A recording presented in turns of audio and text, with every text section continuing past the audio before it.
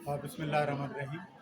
Indus अर्थ taste सां जेको हिन पीस बिल्डिंग जे या अमन जे हवाले सां जेके उन्हनि जा प्रोग्राम थिया ऐं कम्यूनिटी खे हिनखे इन्वॉल्व करणो पियो, जंहिंमें इब्राहिम हैदरी, चकरा गोड, शीरी जना ऐं लयारी में चाकीवाड़ा, नवाबाद ऐं खडो सोसाइटी ऐं उन सां गॾु पूरी कराची जा ॿिया बि साथी हिन में इन्वॉल्व हुआ हिन पीस बिल्डिंग जो अमल हो हिन में। त अहिड़ी तरह सां असां इनखे अॻिते वधाईंदासीं। उन्हनि तरबियतनि खां पोइ उन्हनि जा सोशल एक्शन प्रोग्राम कयासीं ऐं पोइ नेटवर्किंग इवेंट कयासीं। अहिड़ी तरह वरी सिग्निफाई ऑर्गेनाइज़ेशन आहे, उन वरी उन मुल्की लेवल ते मुख़्तलिफ़ डिस्ट्रिक्ट्स में इहे प्रोग्राम करे पंहिंजे इन अमल में शरीक साथियुनि खे घुरायो। तंहिंमें आउं बि पंहिंजे साथियुनि सां गॾु जेको मुल्तान ऐं खां वेंदे कराची ऐं पोइ असां नेठि हिन नेशनल पीस संपोज़ियम में हिते इस्लामाबाद पहुता आहियूं। अॼु आउं उन जेको आहे पुरअमन ऐं ख़ुशहाल पाकिस्तान जे हवाले सां इन प्रोग्राम में मौजूदु आहियां पंहिंजे साथियुनि फातिमा ऐं जमीले ख़ासि करे सां गॾु। त इन ॻाल्हि जी असां ज़रूरत महसूसु था करियूं त अमन जी ज़रूरत आहे, छो त हिते ईंदड़ जेके लीडर्स हुआ, अॻवान हुआ, ख़वातीन मर्द हुआ, उन्हनि पंहिंजूं पंहिंजूं कामयाबियूं हिते उन्हनि बयानु कयूं ऐं ॾाढी हैरत थी। अहिड़ी तरह असांजे साथियुनि बि पंहिंजूं कहाणियूं, पंहिंजूं कामयाबियूं बयानु कयूं।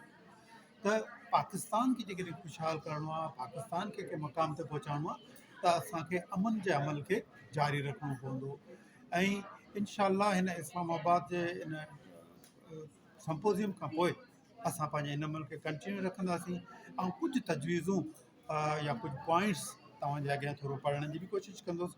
सभ खां पहिरीं मुंहिंजो पैगाम इहो आहे त पुरअमन पाकिस्तान ऐं ख़ुशहाल पाकिस्तान लाइ असांजो जेको आहे असांखे ज़हनी तरह तयारु करिणो पवंदो, उन लाइ कमु करणा पवंदा ऐं ॿियो त अमन जे राह में जेके रुकावटूं आहिनि उन्हनि खे दूरि करणियूं पवंदियूं या जेके अमन जी राह में रुकावट विझनि था उन्हनि ते असांखे नज़र रखणी पवंदी।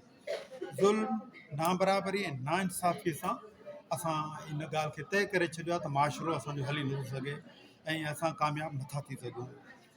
औरत, ॿार ऐं ट्रांसजेंडर जेके असां ख़्वाजा ज़रा बि चऊं था, उन्हनि खे असांखे अहमियत बि ॾियणी पवंदी ऐं उनखे इज़त ॾियणी पवंदी ऐं उन्हनि जी बहितरी, भलाई ऐं तरक़ीअ लाइ कुझु स्कीमूं, कुझु कमु करणा पवंदा। ऐं उनखां सवाइ इहा आहे त इंसानियत हिकु ई आहे, उन में मज़हब अलॻि आहिनि, फ़िरका अलॻि आहिनि या रंग नसल अलॻि आहे, पर असां हिकु ई आदम ऐं हवा जो औलाद आहियूं, त हिकु माउ पीउ जो औलाद आहियूं। त सभ खां पहिरीं अवलियत असांखे इंसानियत खे ॾियणी आहे। उनखां अलावा इहो आहे त रंग नसल जे उन ते कहिड़े असांखे फ़र्क़ु न आहे करिणो, इंसानियत खे करिणो आहे।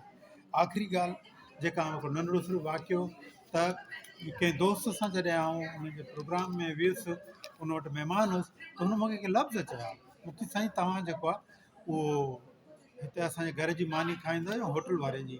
त मां हुनखे सिर्फ़ु सवालु कयो त भई आउं महिमान कंहिंजो आहियां, तुंहिंजो आहियां या होटल वारे जो आहियां? त पोइ बहरहाल असां हुन सां गॾु रहियासीं।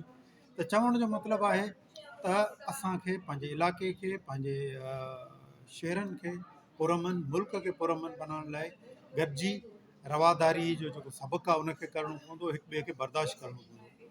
अवांजी वरी महिरबानी।